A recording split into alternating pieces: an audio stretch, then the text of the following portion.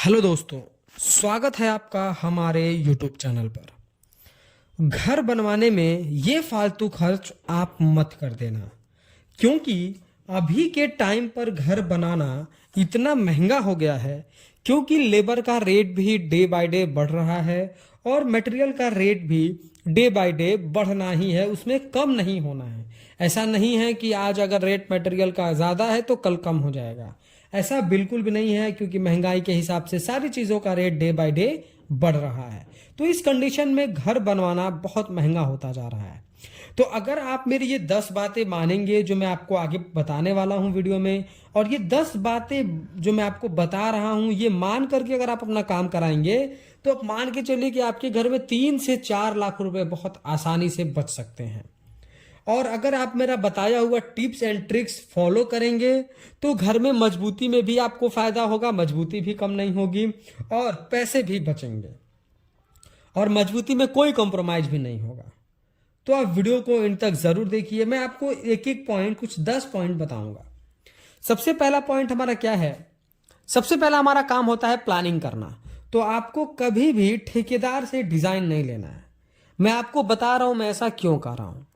ठेकेदार को जो पुराना काम किया हुआ है उसी के आधार पर मिलता जुलता कोई ड्राइंग बना दिया। मान लीजिए कि वो कोई पुराना काम करके आ रहा है 1200 एरिया का और आपका घर है 1500 एरिया का, तो फिर उसी एरिया को उसमें कन्वर्ट करके उसी से मिलता जुलता एक घर का आपको डिजाइन बना कर दे देगा, जिसमें आपका स्पेस खराब होता है और जो डिजाइन वो देता है वो बिल्कुल ओल्ड डिजाइन देता है। तो आपको कभी भी ठेकेदार से डिजाइन नहीं करना है, क्योंकि अगर आप 20-25 लाख 30 लाख रुपए लगा करके घर बनवा रहे हैं तो आप मेरी बात माने, आप इंजीनियर से जो है कंसल्ट करें। इंजीनियर 4 रुपए 5 रुपए स्क्वायर फीट के हिसाब से आपसे चार्ज करेगा। अगर आपका 1000 एरिया है तो मैक्सिमम 5000 रुपया लेगा और आपसे आपकी रिक्वायरमेंट पूछेगा। रिक्वायरमेंट के बेसिस पे वो सारी चीजों को प्लेस करेगा, और जो रिक्वायरमेंट आपकी थी उसको ठेकेदार बनाएगा 1200 एरिया में, तो उसको इंजीनियर बहुत सारी चीजों को कैलकुलेट करके उसको 900 एरिया में भी बना सकता है। तो इससे क्या होगा कि आपका स्पेस बचेगा। स्पेस बचेगा यानी आपका बिल्डअप एरिया कम होगा। जहां आप कंस्ट्रक्शन 1200 एरिया में करने वाले थे वहां आप 900 स्क्वायर फीट में करेंगे। तो अगर एरिया कम हुआ तो कंस्ट्रक्शन का जो हमारा मटेरियल है वो कम हुआ, लेबर चार्ज कम हुआ, तो ऐसे ही हमारा कंस्ट्रक्शन का कॉस्ट कम हो जाता है। तो ये एक बहुत ही अच्छा तरीका है, क्योंकि ठेकेदार को कुछ स्टैंडर्ड तरीका नहीं मालूम है। वो 10 बाय 10 का भी रूम बना सकता है, 10 बाय 14 का भी बना सकता है, लेकिन इंजीनियर आपके सारे रिक्वायरमेंट के बेसिस के हिसाब से अच्छे स्पेस में स्टैंडर्ड साइज की चीजें बनाता है, जिसमें आपका कॉलम भी कम हो सकता है। लोड के हिसाब से वो कॉलम देगा। मिस्त्री को तो पता है कि, ठेकेदार को पता है कि जहां भी ज्वाइंट है वहां कॉलम देना है, पर ऐसा एक्चुअली होता नहीं है प्रैक्टिकल तौर पे। तो इसमें आपका अगर कंस्ट्रक्शन का जो आपका रिक्वायर्ड एरिया है अगर वो कम हुआ, मान लीजिए जो आप पहले 1200 में बनवा रहे थे अब वो 900 स्क्वायर फीट में बनेगा, तो 300 स्क्वायर फीट में जो कंस्ट्रक्शन होना था, जो उसमें मटेरियल लगना था, जो लेबर चार्ज लगना था, वो कम हो गया। तो ऐसे ही आपका पैसा ढेर सारा कंस्ट्रक्शन का कम हो गया। अब दूसरा पॉइंट, कभी भी जब आप ठेकेदार का चुनाव करें तो एक्सपीरियंस वाला ठेकेदार का चुनाव करें, और आप कोशिश करें कि जो आप काम दे रहे हैं वो लेबर कॉस्ट पे दे, न कि मटेरियल बेसिस पे। अब इस बात को समझिए, अगर आप लेबर कॉस्ट पे देते हैं तो ठेकेदार क्या करता है कि काम को बहुत तेजी से कराता है। मटेरियल बेसिस पे देते हैं तो बहुत सारे ठेकेदार ये भी होते हैं कि अगर मटेरियल, जब आपने काम दिया बीच में मटेरियल महंगा हुआ तो वो काम को स्लो करता है और मटेरियल सस्ता होने का वेट करता है, तो आपका टाइम बढ़ जाएगा।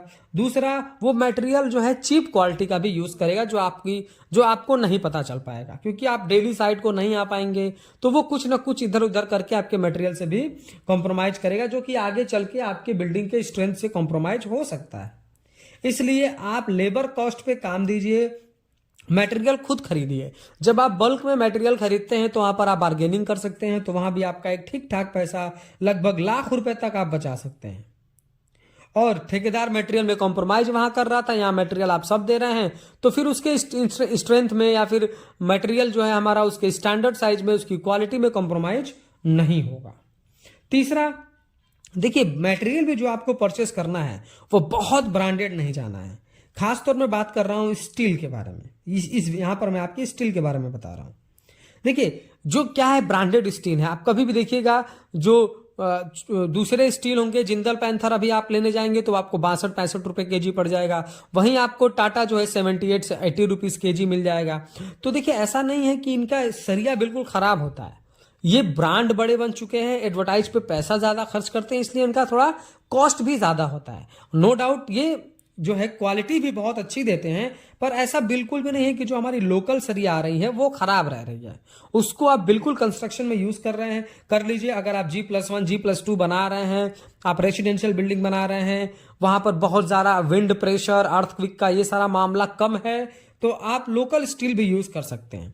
पर आपको कौन सा लोकल स्टील यूज करना है चेक करने लेने से पहले, सबसे पहले आप चेक करें कि आप जो स्टील परचेस कर रहे हैं वो ISI मार्क का हो, उस पर ग्रेड हो FE 415, FE 550, इस तरीके का ग्रेड बना हो, TMT या TMX हो, ये आप जरूर चेक करें। अगर आप ब्रांड स्टील छोड़ करके नॉर्मल स्टील में आते हैं, इन सारी चीजों को चेक करके लेते हैं, तो 40 से 50 हजार रुपए आप यहां पर बहुत ही इजीली बचा सकते हैं बिना किसी डाउट के। उसके बाद अब हम बात करते हैं सीमेंट में। अगला हमारा पॉइंट सीमेंट का ही होगा। देखिए आप नॉर्मल PPC सीमेंट लें और केमिकल यूज करके अपने कंस्ट्रक्शन को प्रोसेस में डालें। बहुत सारी साइटों पर हमने देखा है कि क्या होता है कि जहां से आप मटेरियल खरीदने जाते हैं वो आपको सजेस्ट करता है कि नहीं आप जो है फुटिंग में ये वाटरप्रूफ वाला डाल लीजिए, ब्रिक वर्क में ये डाल लीजिए, उसके बाद स्लैब की कास्टिंग में ये बेहतरीन वाला सीमेंट है आप इसको डाल लीजिए। ऐसा नहीं है कि जो मार्केट में सीमेंट आ रही है, जो ISI मार्क का सीमेंट है वो खराब है। आप नॉर्मल PPC सीमेंट यूज करें 53 ग्रेड का, और उसी को आप फुटिंग से लेकर के स्लैब की कास्टिंग में यूज करें। हाँ, क्या आप वाटर प्रूफिंग के लिए आप केमिकल का यूज कर सकते हैं। ये सारी चीजें आप करिए। उसके बाद सीमेंट आपको नॉर्मल लीजिए, केमिकल यूज करिए। हाँ, कंस्ट्रक्शन में आपको क्यूरिंग बहुत आसानी से करना है, क्यूरिंग में आपको डिले नहीं करना है, प्रॉपर क्यूरिंग करिए। जो आप शटरिंग खोल रहे हैं वो बहुत पहले ना खोलिए ताकि कंस्ट्रक्शन में कोई फेलियर ना आए, क्योंकि स्लैब ढल गया, अब पैसे बचाने के चक्कर में ठेकेदार जल्दी खोल देगा, तो आपको जल्दी नहीं खोलना है। कम से कम 14 दिन तक शटरिंग रखें। जब भी कॉन्क्रीटिंग करें तो आप वाइब्रेटर का यूज करें, वाइब्रेटर यूज करेंगे तो काम आपका बहुत ही अच्छा होगा। जहां पर मान लीजिए आप सीमेंट कोई ब्रांडेड लेने जा रहे हैं वो 410 420 रुपया पड़ रहा है, अब नॉर्मल आप सीमेंट PPC का लेंगे जो एक अच्छी कंपनी का लेंगे तो वो आपको जो है 360 370 रुपये पड़ जाएंगे। तो यहाँ जो 50 से 60 रुपए की आपकी बचत हो रही है, अगर आप कुछ नहीं अगर 200 बैग ही 300 बैग ही यूज कर रहे हैं सीमेंट, तो वहां पर आपको 30 से 40 हजार रुपए का आराम से बचत हो सकता है। तो इन चीजों का भी आप ध्यान रखें। अगला पॉइंट हमारा है ब्रिक वर्क। देखिए कंस्ट्रक्शन में बहुत सारे ठेकेदार क्या होते हैं कि वो पूरी जगह जो है 9 इंच की दीवार चला देते हैं। आप क्या करिए कि आपका जो आउटर वॉल है, बाहरी दीवार है आपके कंस्ट्रक्शन का, वो आप 9 इंच रखिए। बीच की सारी पार्टीशंस दीवार आप 4 इंच कर लीजिए, अगर आप बीम कॉलम देकर के घर बनवा रहे हैं तो। नहीं तो किनारे भी आप 9 इंच का दीजिए, बीच का भी दीवार आप 9 इंच का देंगे तो उसमें सिर्फ आपका ईंट ही नहीं, ईंट के साथ आपका सीमेंट, रेत और लेबर कॉस्ट भी बढ़ जाता है, कंस्ट्रक्शन की टाइमिंग भी बढ़ जाती है। तो आपको क्या करना है कि आउटर में 9 इंचेस देना है, पार्टीशन में 4 इंच देना है। G+1 G+2 बना रहे हैं तो आप क्या करिए कि ग्राउंड फ्लोर तक आप 9 इंच का दीवार दीजिए। कौन सा? रेड ब्रिक, ठीक है, ताकि आपकी सिक्योरिटी वगैरह ये सारी चीजों का प्रॉब्लम ना आए। लेकिन फर्स्ट फ्लोर पे आप AAC ब्लॉक यूज करिए। AAC ब्लॉक में मैं बोलता तो फ्लाई एस ब्रिक भी बोल सकता था, पर आप फ्लाई एस ब्रिक्स के अलावा आप कोशिश करें कि AAC ब्लॉक यूज करें। तो इससे भी क्या होगा कि रेड ब्रिक हमारी महंगी आती है, उसका एरिया छोटा होता है, AAC ब्लॉक सस्ती आती है, बड़े साइजेस में आती हैं, और उसमें सीमेंट मोटार भी कम लगता है, नंबर ऑफ ज्वाइंट कम आता है। तो इससे क्या है कंस्ट्रक्शन का प्रोसेस जो है आसान हो जाता है, ब्रिक्स जल्दी लगते हैं, तो उनका जो है बहुत जल्दी तक काम ही कंप्लीट होता है। तो ऐसे लेबर कॉस्ट भी कम होता है। तो एट द एंड ब्रिक में भी पैसा बचेगा, मटेरियल में भी पैसा बचेगा और लेबर कॉस्ट में भी पैसा बचेगा। तो यहां भी आप कम से कम 50 से 1 लाख रुपए के बीच में आप बचा सकते हैं, बहुत ही इजी तरीके से, अगर आप इन सारे टिप्स को फॉलो करें। अगला हमारा पॉइंट होगा कि घर की हाइट बेवजह बहुत ज़्यादा ना रखें। हम बहुत जगह पर देखते हैं कि लोग 12 फीट, 13 फीट, 14 फीट पे छत लगवाते हैं, जबकि आप 11 फीट पे 11 फीट दीवार चलाएं और उसके बाद 9 इंच का लटक बीम बनाएं और उसके बाद स्लैब की कास्टिंग 5 इंच करें, जो लगभग 12 फीट आ सकता है।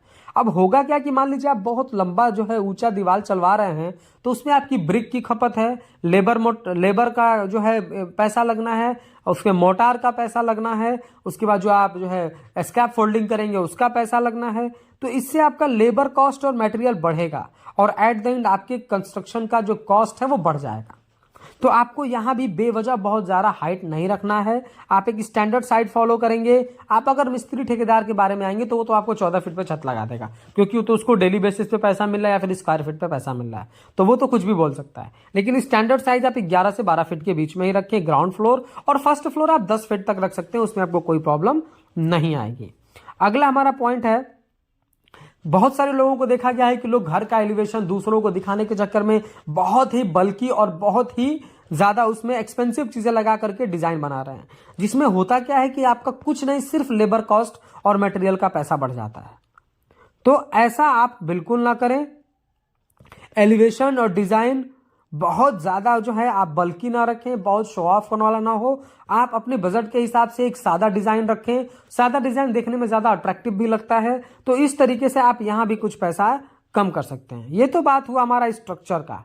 अब हम बात करेंगे फाइनल और फिनिशिंग लेवल का, जिसमें हमारा पेंट वर्क, पुट्टी वर्क आता है। तो बहुत सारे लोग सजेशन देंगे कि आप पहले जो है व्हाइट सीमेंट लगाइए, फिर 3 कोट पुट्टी लगवा दीजिए, फिर वाटरप्रूफ सीमेंट लगा दीजिए, वाटरप्रूफ पेंट लगवा दीजिए। देखिए, आउटर साइड में जो आप पेंट कर रहे हैं वहां तो आप वाटरप्रूफ पेंट लगाएं, कोई प्रॉब्लम नहीं है, पर बहुत सारे लोग अंदर भी वाटरप्रूफ का पेंट लगा देते हैं। इससे आपका कंस्ट्रक्शन का कॉस्ट बढ़ जाता है। तो अंदर आप कोई भी सादा जो है पेंट लगा सकते हैं, उसमें आपका पैसा बचेगा और बहुत ज्यादा आपको एक्सपेंसिव सिर्फ इस नाम पे कि ये वाटर प्रूफिंग है, इसके नाम पर आपको नहीं देना है। तो आप यहां भी बहुत सारे पैसे बचा सकते हैं।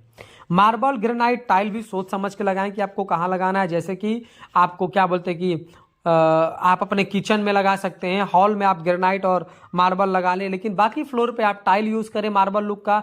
ये भी बहुत ही बेहतरीन दिखता है और पत्थर के मुकाबले सस्ता होता है। तो यहाँ भी आप लगभग 50,000 के आसपास बचा सकते हैं। अगला और हमारा फाइनल पॉइंट है डोर विंडो का। देखिए, बहुत सारे लोग क्या करते हैं कि डोर विंडो को बहुत ही स्टैंडर्ड बनाते हैं। आप अपना मेन जो है क्या बोलते हैं कि मेन गेट जो है उसको आप बेहतरीन बनाइए, आप स्टील का बनाइए, एमएस का बनाइए, आपको जैसे समझ में आ रहा है वैसे बहुत बेहतरीन बनाइए। लेकिन लोग घर के अंदर का भी बहुत बढ़िया बढ़िया डिजाइन और एक से एक जो है उसमें चीजें लगाते हैं, जो आगे चल के सिर्फ नुकसानदेह होता है, क्योंकि वो घर के अंदर है, दिखना है नहीं, और इतना ज्यादा पैसा खर्च करके सिर्फ कंस्ट्रक्शन का कॉस्ट बढ़ेगा। तो आप क्या करें, जो भी हैवी एमएस और स्टील है उसको आप क्या करें, फ्रंट पे लगा लें। कभी भी लकड़ी का गेट फ्रंट पे ना लगाएं करें, क्योंकि बारिश, सर्दी, ठंडी सबका, गर्मी सबका इफेक्ट आता है, उसमें ऐंठन आ जाती है, वो खराब होने लगता है पानी से। तो आप मेन डोर कभी वुड का ना लगवाएं, आप एमएस का लगवा लें। किचन में आप या तो ये हमारी एल्युमिनियम या फिर हमारी प्लाई की डोर आती है वो लगवा लें। डोर विंडो पर भी आप एल्युमिनियम का जो आता है वो लगवाएं। तो ये काफ़ी आपके लिए आसान होगा और कम पैसे का होगा। वीडियो पसंद आया हो तो प्लीज़ वीडियो को लाइक कर दें, और अगर चैनल पर नए हैं, कंस्ट्रक्शन से रिलेटेड ऐसे ही इन्फॉर्मेटिव वीडियोज़ इन फ्यूचर देखना चाहते हैं तो प्लीज़ चैनल को सब्सक्राइब करके बेल नोटिफिकेशन को ऑल पर प्रेस कर दें। Thank you.